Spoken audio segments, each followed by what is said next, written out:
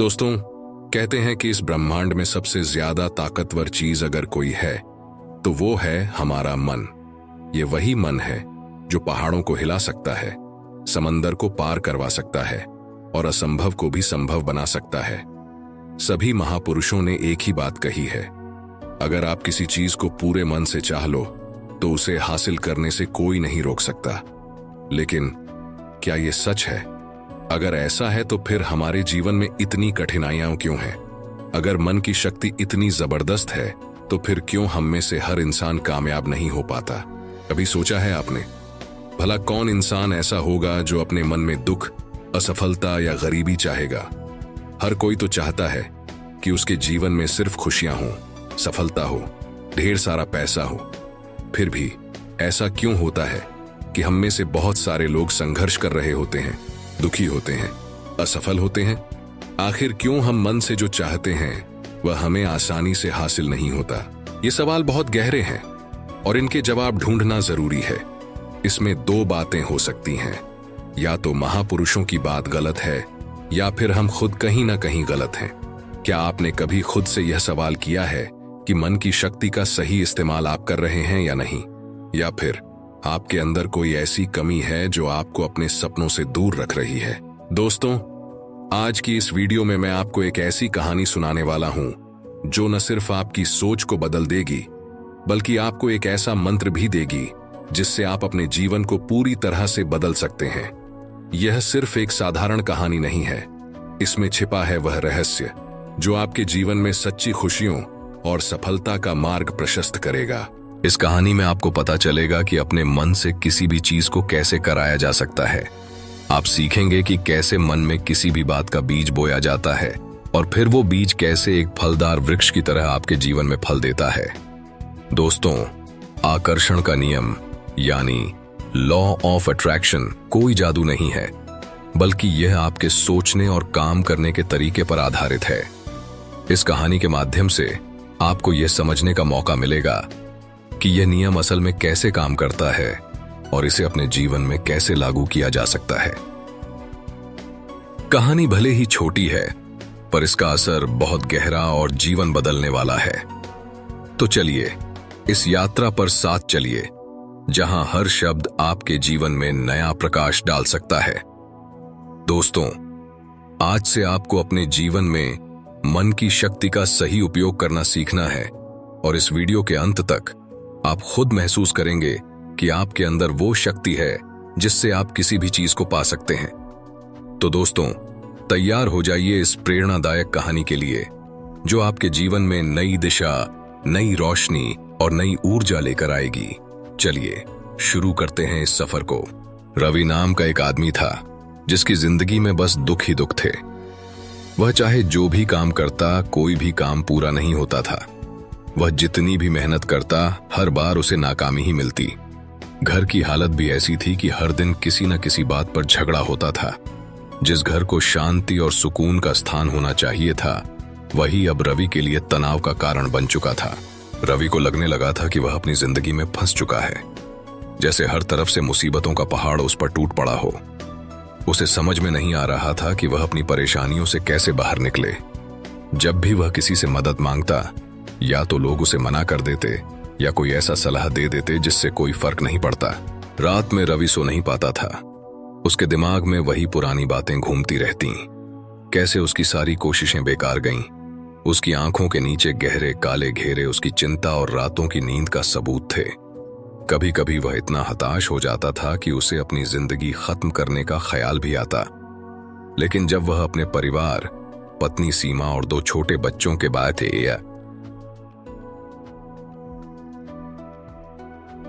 बारे में सोचता तो कदम पीछे खींच लेता। उसे पता था कि उसका परिवार उसे चाहता है, भले ही वह उनके लिए जिंदगी बेहतर न बना पा रहा हो। एक शाम अपने छोटे से घर के अंधेरे कोने में अकेले बैठा रवि सोचने लगा, मैं अब और नहीं सह सकता। मुझे इस अंधेरे से बाहर निकलने का कोई रास्ता ढूंढना ही होगा। अगले दिन उसने अपने पुराने दोस्त मोहन से मिलने का फैसला किया, जो हमेशा उसे अच्छे सुझाव देता था। रवि ने उसे अपनी सारी परेशानियां बता दी, अपनी नाकामियों, रातों की नींद की कमी और लगातार चल रही चिंता। मोहन ने ध्यान से उसकी बातें सुनी और फिर धीरे से कहा, रवि, तुम्हें किसी बाबा के पास जाना चाहिए। मैंने सुना है कि उनके पास ऐसे मंत्र होते हैं जो सारे दुख मिटा देते हैं। किसी अच्छे बाबा के पास जाओ, वो तुम्हारी सारी परेशानियां दूर कर देंगे। मोहन की बातों ने रवि के दिल में एक उम्मीद की किरण जगा दी। हो सकता है यही वह रास्ता हो जो वह इतने दिनों से ढूंढ रहा था। क्या बाबा मेरी मदद कर सकते हैं? रवि ने आशा भरी आवाज में पूछा। मोहन ने आत्मविश्वास से सिर हिलाया। हाँ, बाबाओं के पास शक्तियां होती हैं। वे तुम्हारे सारे दुख दूर कर सकते हैं और तुम्हें संपन्न भी बना सकते हैं। तुम्हें बस सही बाबा ढूंढना होगा। नई उम्मीद के साथ रवि ने एक ऐसे बाबा की तलाश शुरू कर दी जो उसकी जिंदगी बदल सके। जब भी उसे किसी ऐसे बाबा के बारे में पता चलता जो चमत्कार कर सकता था, वह तुरंत वहां पहुंच जाता।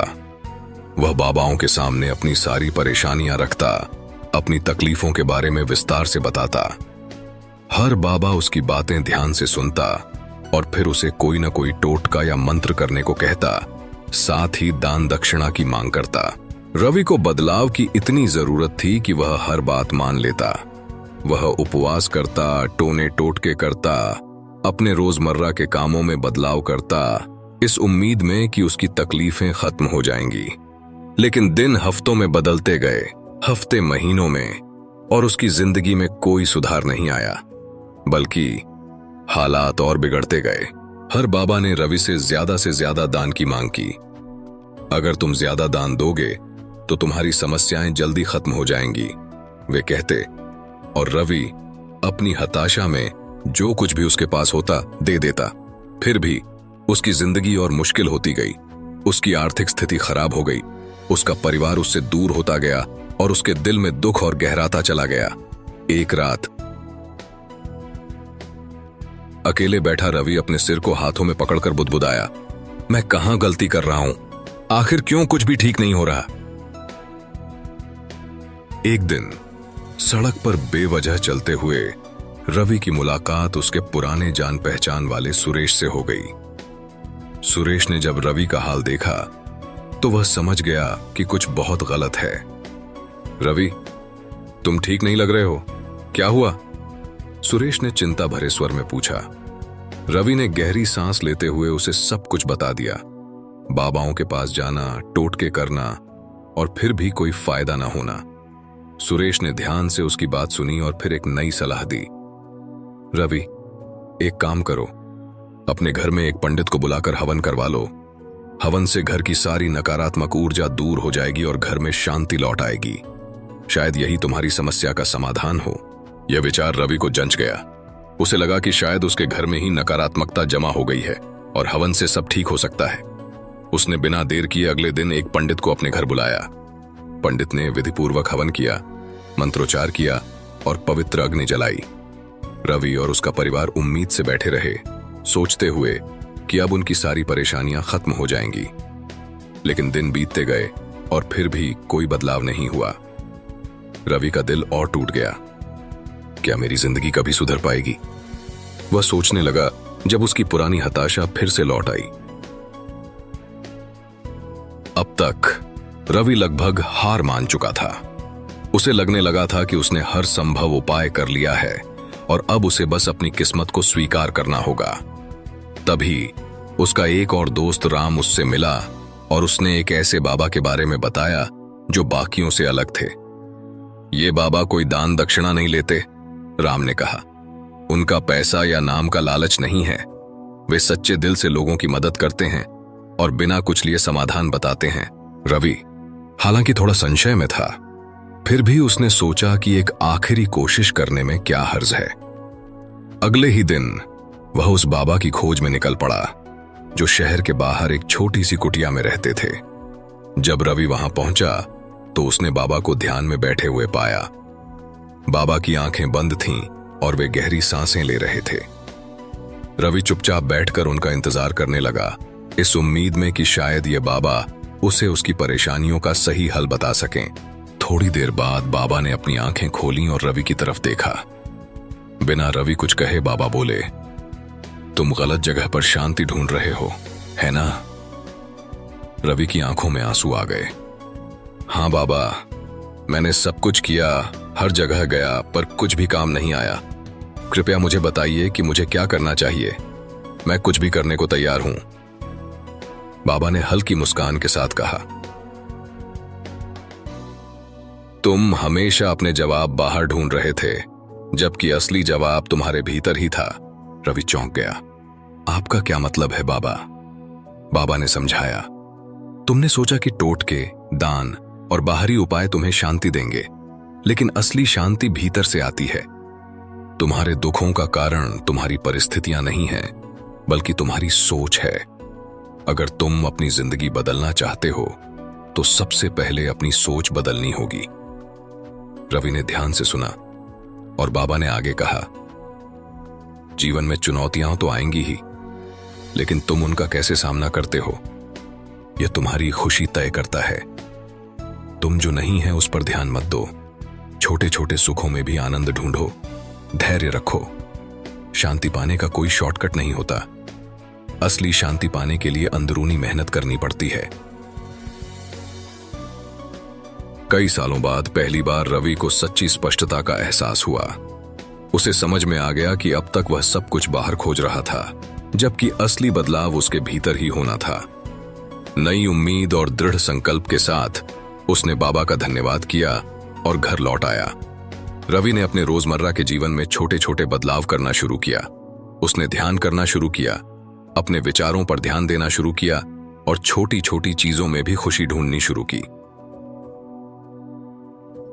अब वह परेशानियों को रुकावटों के रूप में नहीं, बल्कि सीखने के अवसर के रूप में देखने लगा। धीरे धीरे उसकी जिंदगी बेहतर होने लगी। उसका अपनी पत्नी सीमा के साथ रिश्ता भी सुधरने लगा और काम में भी उसकी एकाग्रता और प्रदर्शन में सुधार होने लगा। अब रवि बाहरी उपायों में खुशी नहीं ढूंढता था।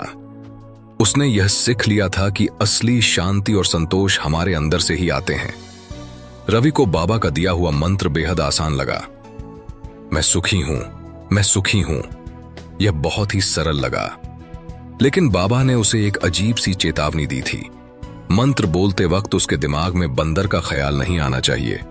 उस वक्त रवि हंस पड़ा था। बाबा, मैंने कभी बंदर के बारे में सोचा ही नहीं, तो अब क्यों सोचूंगा? आप बेफिक्र रहिए, मैं बस खुशी पर ध्यान दूंगा, उसने आत्मविश्वास के साथ कहा था। लेकिन जैसे ही वह बाबा की कुटिया से बाहर निकला और घर की ओर चलने लगा, मंत्र को मन में दोहराते हुए, मैं सुखी हूं, मैं सुखी हूं, कुछ अजीब सा हुआ। अचानक उसके मन में बंदर का ख्याल आ गया। एक पल के लिए उसने एक बंदर को पेड़ से झूलते हुए देखा, लेकिन उसने जल्दी से उस विचार को झटक दिया। यह क्या हो गया? मैंने तो कभी बंदर के बारे में नहीं सोचा। पहले सोचे गेला, रवि ने फिर से मंत्र पर ध्यान लगाया। मैं सुखी हूं, मैं सुखी हूं, वह मन ही मन दोहराने लगा। लेकिन जितना वह खुश रहने पर ध्यान देने की कोशिश करता, उतनी ही तेजी से बंदर का विचार उसके मन में आता रहा। अब वह जितना उस विचार से दूर भागने की कोशिश करता, बंदर का चेहरा बार बार उसकी आंखों के सामने आ जाता। रास्ते में चलते चलते उसकी परेशानी बढ़ती गई। मैं बंदर के बारे में क्यों सोच रहा हूं? मैंने तो कभी इसके बारे में सोचा ही नहीं, वह खुद से सवाल करने लगा। जैसे ही वह घर पहुंचा, उसकी हालत और खराब हो गई। बंदर का विचार उसके दिमाग में पूरी तरह से घुस चुका था। उसकी पत्नी सीमा ने जब पूछा, खाने में क्या बनाऊं, तो वह अचानक बोल पड़ा, मुझे बंदर परोस दो। सीमा हक्की बक्की रह गई। बंदर? तुम क्या कह रहे हो? उसने हैरान होकर पूछा। रवि को एहसास हुआ कि उसने क्या कह दिया। उसकी शर्मिंदगी बढ़ गई। मुझसे ये क्या हो रहा है? वह सोचने लगा और फिर बाल नोचने लगा। उसकी रात भी बेचैनी में कटी। वह बार बार करवटें बदलता रहा, लेकिन हर बार उसे बंदर ही बंदर नजर आते। वह जितना उन विचारों को हटाने की कोशिश करता, वे उतने ही गहरे होते चले गए। अगली सुबह रवि सीधे बाबा की कुटिया पर पहुंच गया। वह बाबा के चरणों में गिर पड़ा और बोला, बाबा, यह आपने मेरे साथ क्या कर दिया? मुझे बंदर के बारे में कभी कोई ख्याल नहीं आया था, लेकिन अब बंदर ही बंदर मेरे मन में छाए हुए हैं। हर जगह मुझे बंदर ही दिख रहे हैं। बाबा ने उसकी बात सुनी और हंसने लगे। बच्चा, बाबा ने मुस्कुराते हुए कहा, मन बड़ा चंचल होता है। यह खुद एक बंदर की तरह है, इधर उधर उछलता रहता है। जितना तुम इसे नियंत्रित करने की कोशिश करोगे, यह उतना ही उछल कूद करेगा। रवि ने हैरानी से पूछा, लेकिन बाबा, आपने मुझे बंदर के बारे में सोचना मना किया था, फिर मैंने सोचना क्यों शुरू कर दिया? बाबा ने गहरे स्वर में जवाब दिया, मैंने तुमसे ऐसा इसलिए कहा ताकि तुम समझ सको कि मन कैसे काम करता है। जब भी हम किसी चीज से भागने की कोशिश करते हैं, हमारा मन उसी चीज से और ज्यादा जुड़ जाता है। बंदर तो हमेशा से तुम्हारे आसपास थे। जब तुम पहली बार यहां आए थे तब भी, लेकिन उस समय तुम्हारा ध्यान उन पर नहीं था, बल्कि तुम्हारी समस्याओं पर था। जैसे ही मैंने तुम्हें बंदर के बारे में न सोचने को कहा, वही विचार तुम्हारे मन पर हावी हो गया। रवि ने हैरानी से पूछा, लेकिन बाबा, आपने मुझे बंदर के बारे में सोचना मना किया था, फिर मैंने सोचना क्यों शुरू कर दिया? बाबा ने गहरे स्वर में जवाब दिया, मैंने तुमसे ऐसा इसलिए कहा ताकि तुम समझ सको कि मन कैसे काम करता है। जब भी हम किसी चीज से भागने की कोशिश करते हैं, हमारा मन उसी चीज से और ज्यादा जुड़ जाता है। बंदर तो हमेशा से तुम्हारे आसपास थे। से तुम पहली बार यहां आए थे तब भी, लेकिन उस समय तुम्हारा ध्यान उन पर नहीं था, बल्कि तुम्हारी समस्याओं पर था। जैसे ही मैंने तुम्हें बंदर के बारे में न सोचने को कहा, वही विचार तुम्हारे मन पर हावी हो गया। बाबा ने थोड़ी देर रुककर फिर कहा, मन आकाश की तरह है और विचार बादलों की तरह। कुछ विचार हल्के होते हैं तो कुछ भारी, लेकिन सब अस्थायी होते हैं। जब हम किसी विचार से लड़ते हैं, वह और मजबूत हो जाता है, लेकिन जब हम उसे आने और जाने देते हैं, तो वह अपने आप समाप्त हो जाता है। रवि अब धीरे धीरे बाबा की बात समझने लगा था। वह हमेशा अपने दुखों और समस्याओं से लड़ता आया था, चाहे वह काम का तनाव हो, घर की समस्याएं हों, या अब यह बंदर का विचार। उसने हर बार उन विचारों से छुटकारा पाने की कोशिश की थी, लेकिन वे और गहरे बैठते चले गए थे। लेकिन बाबा, रवि ने उलझन भरे स्वर में पूछा, अगर मैं अपने दुखों के बारे में सोचने से बचना नहीं चाहता, तो फिर मैं उन्हें कैसे भूल पाऊंगा? बाबा मुस्कुराए और बोले, सुख दुख को समझने के लिए पहले उस पर ध्यान न देने का अभ्यास करो। जब तुम दुखों से लड़ना बंद कर दोगे और उन्हें जैसा है वैसा ही स्वीकार कर लोगे, तभी असली शांति तुम्हारे जीवन में आएगी।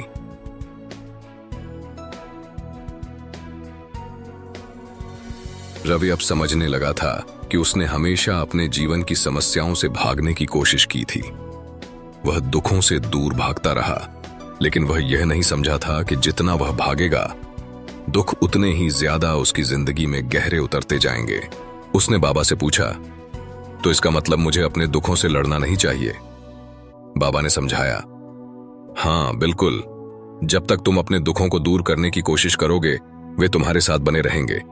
जिस दिन तुम उन्हें स्वीकार कर लोगे, वे खुद ही गायब हो जाएंगे। क्योंकि जब हम किसी चीज से छुटकारा पाना चाहते हैं, हम उस चीज को अपने मन में और गहरे बिठा लेते हैं। दुखों के बारे में बार बार सोचने से ही वे हमारे जीवन पर हावी हो जाते हैं। रवि ने बाबा की बातों को पूरी तरह से समझ लिया। उसने ठान लिया कि अब वह अपने विचारों और समस्याओं से नहीं लड़ेगा। वह उन्हें वैसे ही स्वीकार करेगा जैसे वे हैं। अब अगर उसे बंदर का ख्याल आता, तो वह उससे नहीं भागेगा। वह उसे आने देगा और जाने देगा।